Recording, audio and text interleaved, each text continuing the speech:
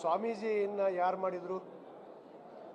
ಮೊದಲೆದ್ದು ಆ ಸ್ವಾಮೀಜಿಗೆ ನಾನು ಇದನ್ನೇ ಕೇಳಕ್ಕೆ ಇಚ್ಛೆ ಪಡ್ತೀನಿ, ಇವ್ರನ್ನ ತೊಗೊಂಬಂದು ಪೀಠಕ್ಕೆ ಕೂಡಿಸಿದ್ದು ಯಾರು? ಸಮಾಜ ಜನ. ಇದನ್ನ ಅರಿವಿಟ್ಕೊಂಡು ಮಾತಾಡಬೇಕು. ಸಮಾಜದಿಂದ ಹೊರಗೆ ಹಾಕ್ತೀನಿ.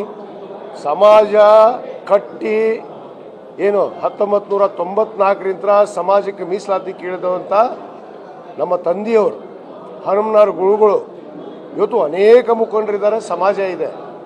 ಇವತ್ತು ಸ್ವಾಮೀಜಿಗೆ ಎಲ್ಲೋ ಒಂದು ಕಡೆಗೆ ಈ ಭಾರತೀಯ ಜನತಾ ಪಕ್ಷದವ್ರದ್ದು ಏನೋ ಒಂದು ಇದು ತಾಕಿದೆ ಅಂತ ಕಾಣುತ್ತೆ ಇವರಿಗೆ, ಆ ಪಕ್ಷದ ಒಂದು ಸುಳು. ಆ ನಿಟ್ಟಿನಲ್ಲಿ ಈ ರೀತಿ ಮಾತಾಡ್ತಾ ಇದ್ದಾರೆ. ಏನು ಸಮಾಜದಿಂದ ಇವ್ರು ಯಾರು ಹೊರಗಾಕ?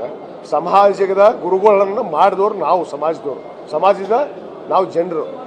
ಇವತ್ತು ಒಂದು ಪಕ್ಷವನ್ನು ಓಲೈಸಿಕೊಂಡು ಒಬ್ಬ ವ್ಯಕ್ತಿಯನ್ನು ಓಲೈಸಿಕೊಂಡು ಇವತ್ತು ಹೋರಾಟವನ್ನು ನಡೆಸಿ ಸುಮ್ಮನೆ ಸರ್ಕಾರದ ಮೇಲೆ ಆರೋಪ. ಪಾಪ ಅಮಾಯಕರು, ನನ್ನ ಸಮಾಜದ ಬಡವರು, ಕಡು ಬಡವರು, ಪಾಪ ರೈತರು, ಇವತ್ತು ರುಕೊಂಡು ತಿನ್ನುವಂಥವ್ರ ಮೇಲೆ ತಂದು ಪೊಲೀಸರ ಮೇಲೆ ಕಲ್ಲು ತೂರಿಸುವಂಥ ಕೆಲಸ ಮಾಡಿದರು.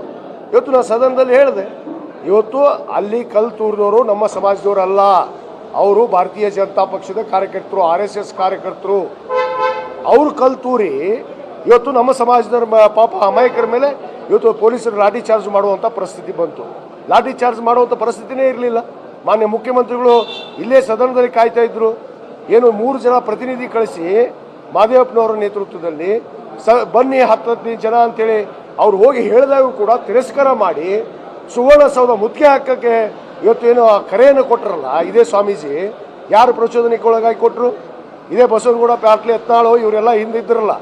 ಅಲ್ಲಿ ಏನಾಗಿತ್ತು? ಭಾರತೀಯ ಜನತಾ ಪಕ್ಷದ ವೇದಿಕೆ ಆಗಿತ್ತು, ನಿನ್ನೆ ಹೋರಾಟದ ವೇದಿಕೆ.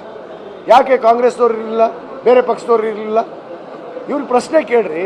ಸುಮ್ಮನೆ ಸಮಾಜಕ್ಕೆ ಕೆಟ್ಟದ್ದು ಮಾಡಿದ್ರು, ಸಮಾಜ ಕಟ್ಟಿದ್ದೀವಿ, ಮುಂದೂ ಕೂಡ ಕಟ್ತೀವಿ.